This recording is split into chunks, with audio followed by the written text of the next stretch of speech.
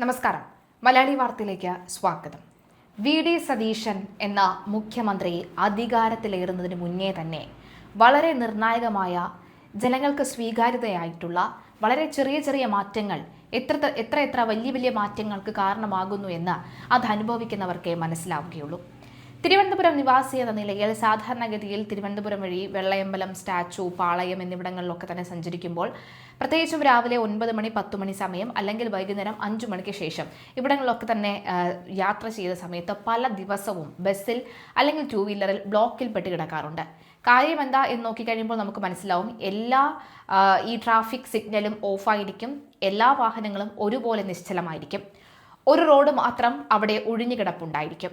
അത് മുഖ്യമന്ത്രിയുടെ യാത്രാവീഥിയാണ്. മുഖ്യമന്ത്രി പിണറായി വിജയൻ സാധാരണഗതിയിൽ ഉണ്ടായിരുന്ന ഒരു ഇസഡ് സുരക്ഷ കാറ്റഗറിയിലാണ് ഈ മുഖ്യമന്ത്രിമാരൊക്കെ തന്നെ ഉള്ളത്.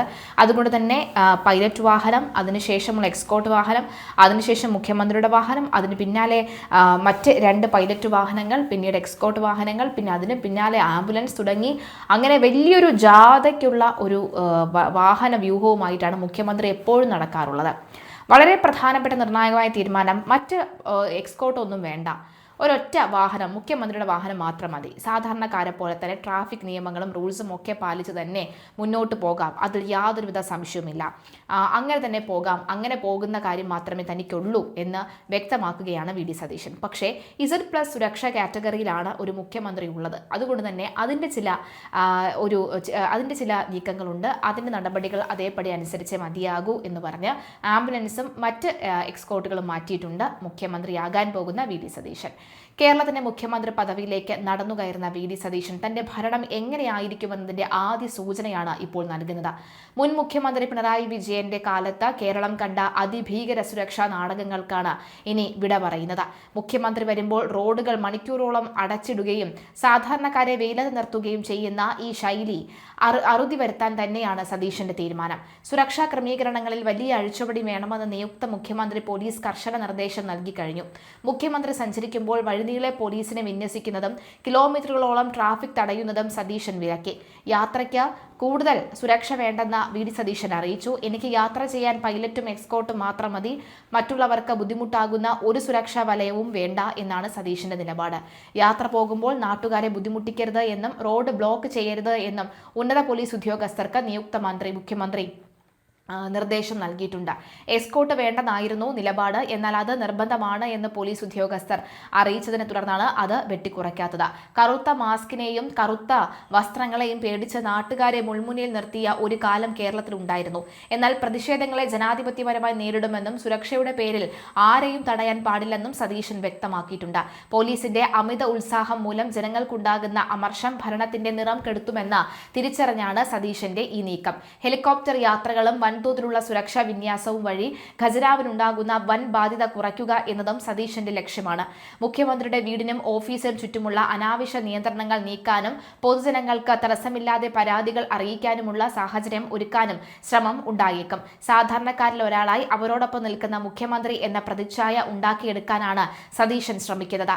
കേരള മുഖ്യമന്ത്രിക്ക് സാധാരണയായി Z+ വിഭാഗത്തിലുള്ള സുരക്ഷയാണ് നൽകുന്നത്. ഭീഷണി നിലവാരം കണക്കിലെടുത്ത് കൃത്യമായ ഇടവേളകളിൽ ആഭ്യന്തര മന്ത്രാലയം ഇത് വിലയിരുത്താറുമുണ്ട്. ഏകദേശം 25 മുതൽ 30 വരെ ഉദ്യോഗസ്ഥർ മുഖ്യമന്ത്രിയുടെ സുരക്ഷാ വലയത്തിൽ ഉണ്ടാകും.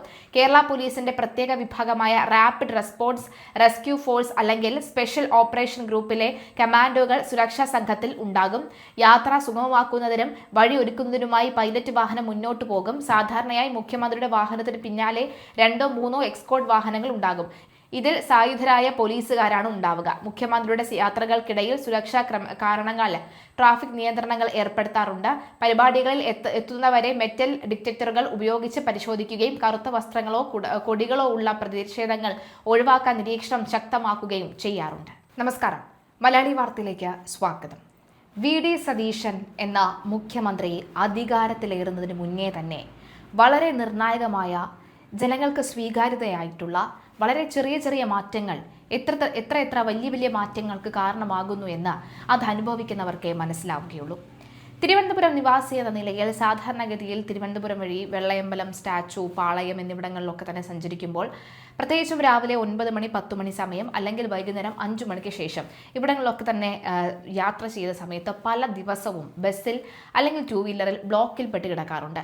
കാര്യം എന്താ എന്ന് നോക്കിക്കഴിയുമ്പോൾ നമുക്ക് മനസ്സിലാവും. ഈ ട്രാഫിക് സിഗ്നലും ഓഫായിരിക്കും, എല്ലാ വാഹനങ്ങളും ഒരുപോലെ നിശ്ചലമായിരിക്കും. ഒരു റോഡ് മാത്രം അവിടെ ഒഴിഞ്ഞുകിടപ്പുണ്ടായിരിക്കും. അത് മുഖ്യമന്ത്രിയുടെ യാത്രാവീഥിയാണ്.